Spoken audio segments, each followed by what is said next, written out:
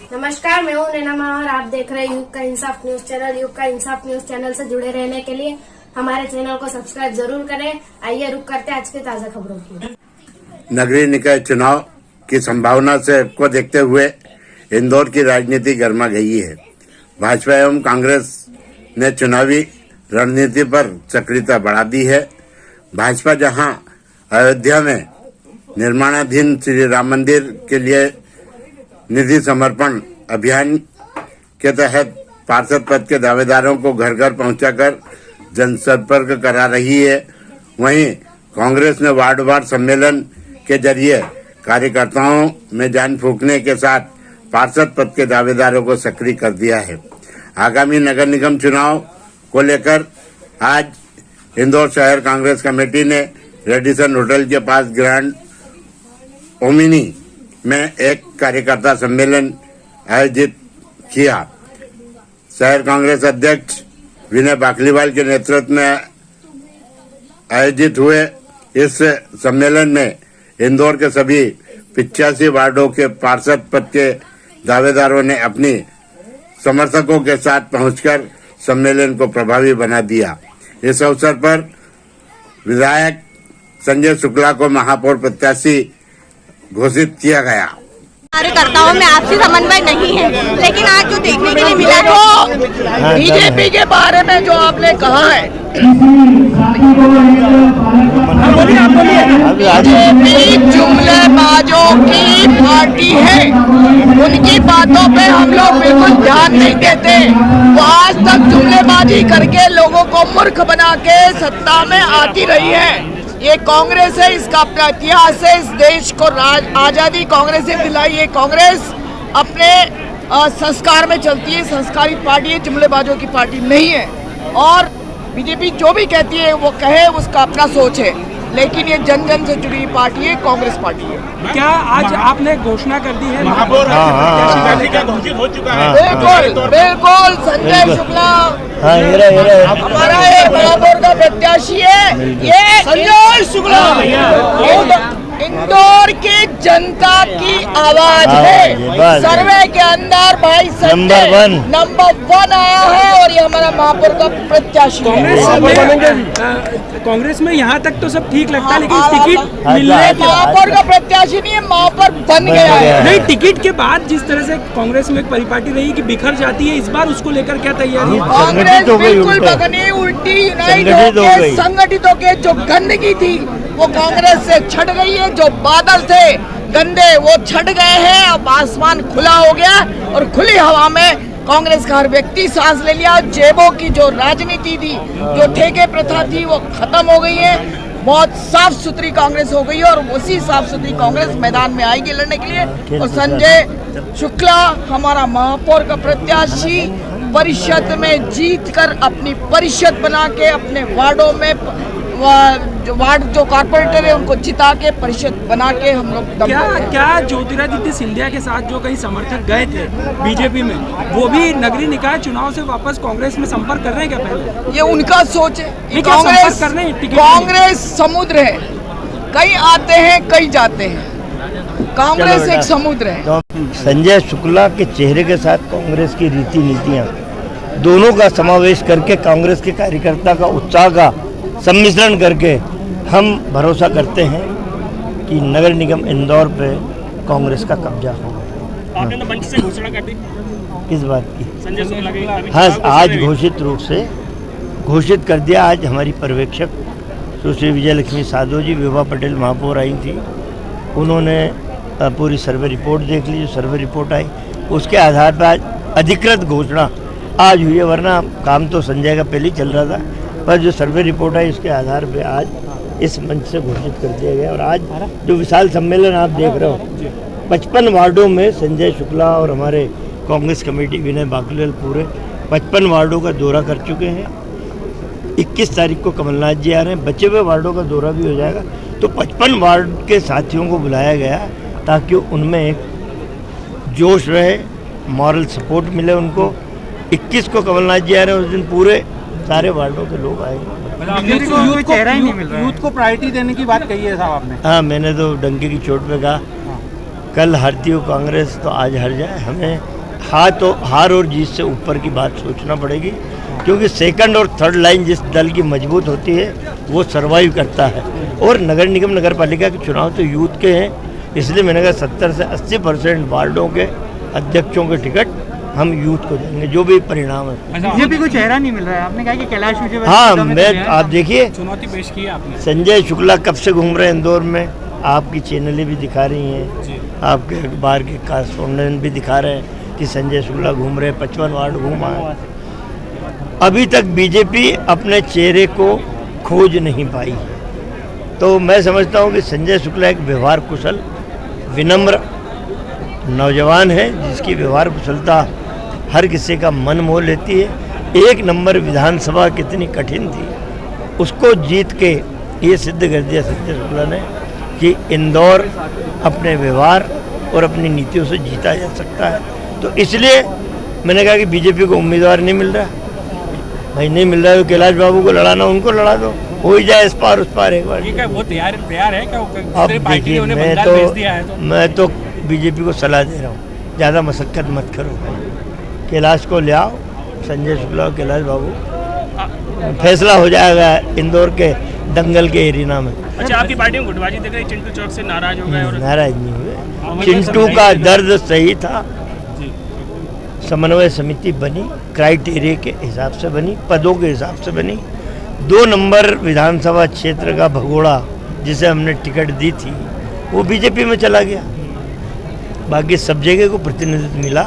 2 number को प्रतिनिधित्व 2-3 दिन में जब बॉडी डिक्लेयर होगी उसमें मिल जाएगा। तो उसका दर्द सही था कि यार सबसे ज़्यादा भीड़ हम लोग इकट्ठी करते हैं, संघर्ष सबसे ज़्यादा 2 नंबर में, तो उसके मन की बात हम लोगों ने समझ ली और 2-3 दिन में प्रतिनिधित्व 2 नंबर को भी मिलेगा बॉडी में। सर, आप युवाओं को मौका देने की बात करें, लेकिन जो बुजुर्ग नेता है वो छोड़ते क्यों नहीं कुर्सी? आखिर मैं तो आज मन से ही बोला कि हम जैसे लोगों ने अब हट जाना चाहिए, कि सेकंड थर्ड लाइन मजबूत करने की बात करते हैं तो ईमानदारी होना चाहिए, पवित्रता के साथ बोलना चाहिए।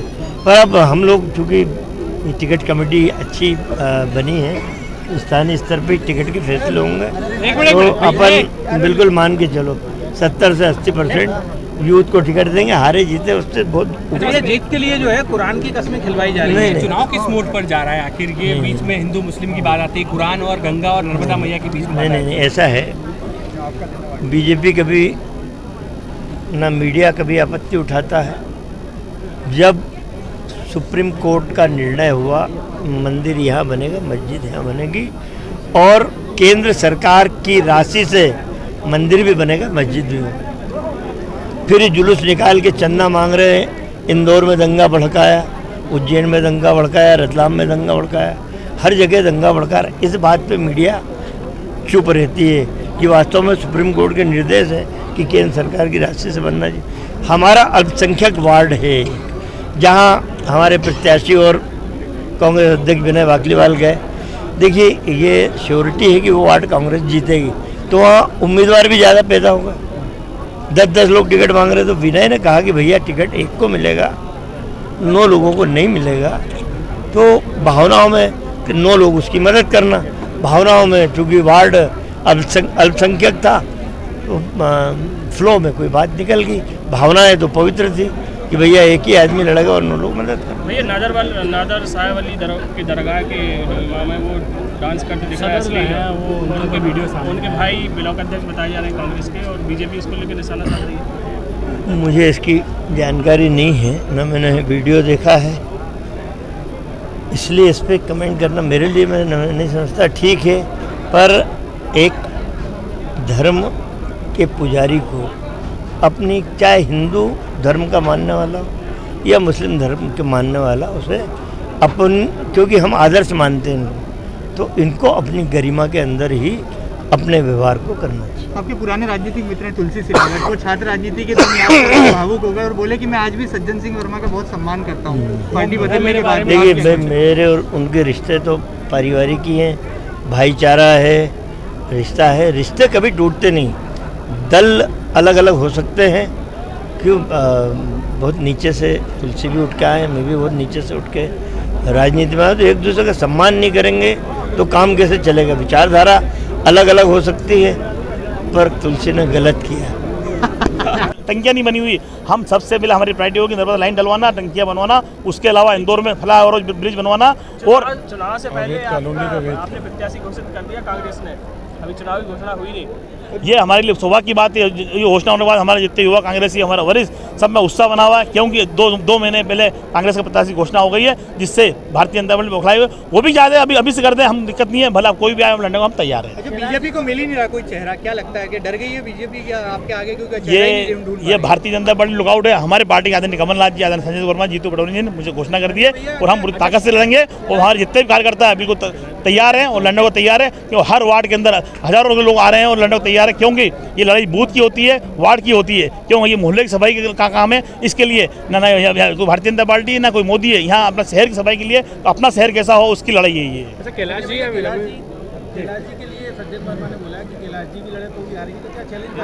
अब कैलाश जी बहुत वरिष्ठ हो चुके हैं, सीनियर हो चुके हैं, राष्ट्रीय नेता हो चुके हैं। वो यहाँ नगर निगम के लोग काम करने आएंगे, क्योंकि नगर निगम में वो उनका बेटा चुनाव लड़ेगा, क्योंकि उनका बेटा आज विधायक भी है और दूसरा बेटा मैं हूँ। उनको मुझे आशीर्वाद देंगे, क्योंकि भाई इंदौर में बेटों को चाबी ताई ने ली थी, वैसी चाबी मैं इंदौर के आदमी कैलाश जी से बोलूँगा कि हम कांग्रेसी हो, जो युवा लोग उनको काम करने का मौका दे, जैसे उन्होंने अपने बेटों को मौका दिया, वैसे मैं भी उनका बेटा हूँ। हम कांग्रेस के लिए काम करके दिखाएंगे। अच्छा, रमेश जी भी पूरी तैयारी कर रहे हैं इस बार चुनाव की और लग रहा है कि कहीं ना कहीं वो भी मैदान में हो सकते हैं। अब देखिए, कैलाश जी तैयारी कर रहे हैं, मोग जी तैयारी कर रहे हैं, गुप्ता जी तैयारी कर रहे हैं, जीतू पटवारी, जीतू जीरती तैयारी कर रहे हैं, मधु वर्मा जी कर रहे हैं, रणदीप जी कर रहे हैं, कितने लोग तैयारी कर रहे हैं। हम किसका नाम बोले, जब आएगा जब देखेंगे जब बात करेंगे। आशीर्वाद किसको मिलेगा सर कैलाश जी का?